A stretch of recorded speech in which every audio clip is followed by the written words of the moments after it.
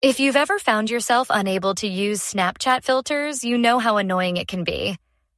Filters add that extra fun to your photos and videos, and when they stop working, it feels like something's missing. Luckily, this issue is usually simple to fix, and with a few easy steps, you'll be back to enjoying all those creative effects in no time. Start by swiping down from the top of your screen to open your device's settings.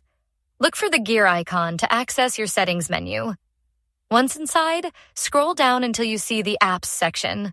Tap on it to see a list of all the apps installed on your device.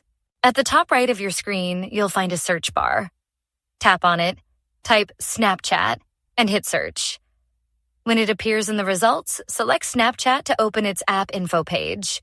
Once you're on the apps page, look for the Permissions option and tap on it. Here, you'll see a list of all the permissions Snapchat needs to function correctly. Make sure all necessary permissions are turned on, especially camera access. Since filters rely on your camera, it's essential that Snapchat has permission to use it. Next, go back to the app info page and find the Storage option. Tap it, then select Clear Cache.